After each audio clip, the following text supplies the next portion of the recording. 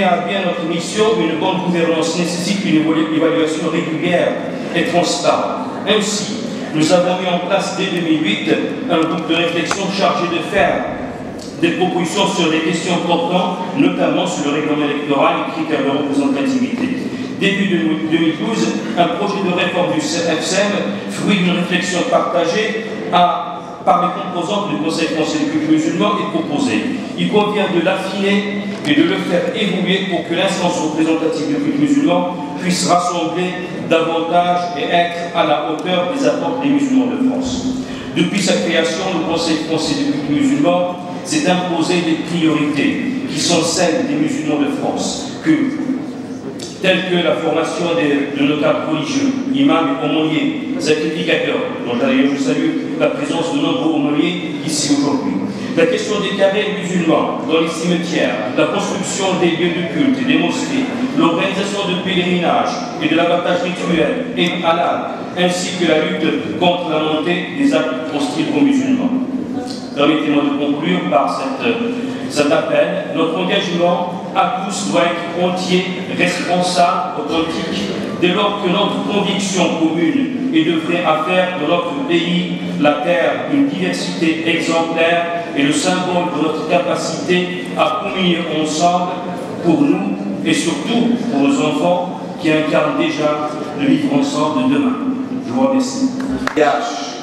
Qui a ouvert sa tente à tous les bédouins du désert, que ceux qui avaient faim, qui viennent et qui mangent, qui leur a donné une nourriture matérielle avec des arbres fruitiers, chacun pouvait se servir, c'était le premier restaurant du cœur.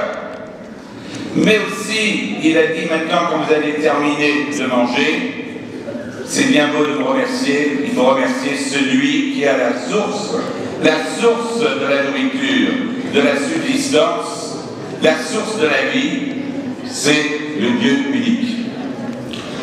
Eh bien, aujourd'hui, je voudrais dédier aussi cette inauguration à la mémoire du roi Mohamed V, je crois.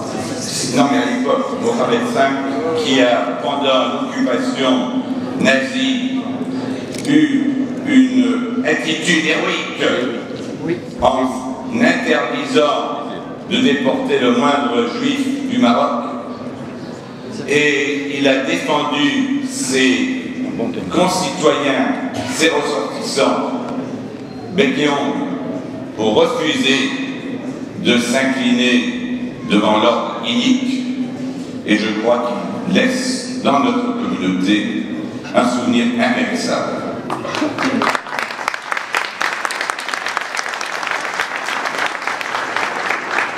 C'est plus modestement à Lyon que l'imam Belhadj El Maafi, qui a exercé pendant de longues années son ministère au service de la communauté musulmane dans la période de la Seconde Guerre mondiale et de l'après-guerre, il a eu un bel âge avant de quitter ce monde.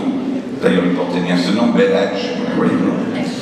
Et il m'a confié un jour que pendant la guerre, il avait donné des certificats de religion musulmane à des enfants juifs nés en Afrique du Nord qui étaient venus à Lyon s'installer avec leurs parents pour profiter des usines de Saint-Fond, des usines chimiques qu'ils avaient trouvé du travail, et pour alors éviter les rafles et la déportation, comme il y a souvent des patronymes qui nous sont communs, nous avons souvent les mêmes noms patronymiques, il les a sauvés en disant qu'ils étaient de religion musulmane. Il a fait, j'allais dire, un faux témoignage, mais qui était pour la grandeur du nom divin. Sauver une vie, c'est sauver le monde entier. C'est un texte du Talmud, mais qui existe également dans votre tradition. Et il y a tellement de points qui nous rassemblent. C'est vrai qu'un éminent représentant de la communauté musulmane m'avait dit qu'en tant que non-musulman, je pouvais garder les chaussures. J'étais mal à l'aise, et puis on m'a rappelé à l'ordre quelques minutes plus tard, j'étais au courant de cette consigne, et puis j'ai dit, je vais évidemment respecter la coutume, mais je vais vous dire une chose, c'est que déjà, dans le temps du roi Salomon, nous avions, j'ai dit bien nous, avions, nos âmes étaient présentes déjà. Nous avions l'obligation de nous déchausser. On ne devait pas rentrer dans le sanctuaire de Dieu avec des chaussures.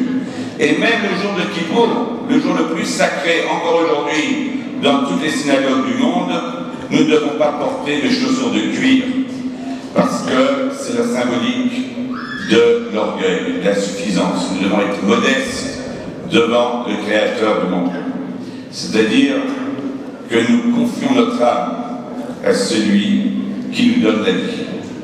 Et je voudrais dire qu'il y a tellement de points qui nous rassemblent dans ces valeurs communes, du respect de son prochain. Tout être humain a été créé à l'image de Dieu, que nous descendons des mêmes parents, d'Adam et de Chava, d'Adam et d'Ève, que personne ne peut prétendre être une engeance supérieure par rapport à l'autre. La vertu d'aimer son prochain, même qui est différent. Tu aimeras ton prochain comme toi-même. Tu ne dois pas oublier que toi-même tu as été étranger dans le pays d'Égypte.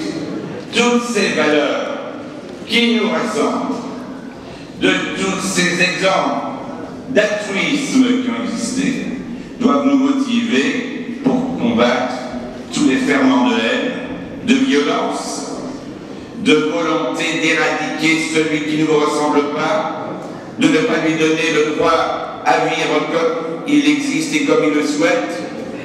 Et nous avons le respect de la diversité et que nous avons toujours été aux côtés de la communauté musulmane pour son droit à bénéficier de notre culte et avoir le droit de pratiquer la religion comme nous voulons manger kasher, vous voulez manger halal, personne n'a le droit de nous interdire aussi de d'avoir parfois des habits un peu spécifiques. Même notre petite kippa modeste, voyez-vous, nous donne parfois des sources d'inquiétude, le fait de se promener dans les rues de nos villes avec une kippa. On est malheureusement parfois l'objet d'agressions, verbales ou physiques.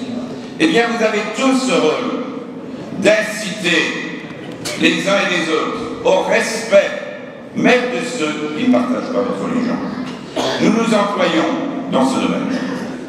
Nous avons toujours eu cette volonté de penser que tous les êtres humains sont nés égaux en droit et aussi en devoir. Eh bien, si nous voulons vivre ensemble, vous l'avez rappelé, Monsieur le Président national du CERCEM, eh bien, il faut évidemment faire le maximum pour être respectable quand on sait vouloir respecter les autres, eh bien, on est aussi respecté soi-même. Alors que le Créateur vous apporte beaucoup de force pour essayer de créer ce havre de paix, je ne dirais pas cette oasis de liberté religieuse, d'ailleurs au moins, parce qu'il y a une liberté religieuse, on veut au moins vivre son culte, mais je voudrais dire que nous pouvons être heureux que la République garantit la liberté religieuse pour tous les cultes. Et je suis très heureux de voir que déjà au niveau de la défense nationale, je salue d'ailleurs l'aumônier régional du culte musulman, eh bien aujourd'hui, il y a une égalité parfaite dans la volonté de respecter tous les citoyens dans leur diversité et vous apportez ainsi votre concours à Saint-Étienne, que vous soyez bénis dans toutes vos œuvres.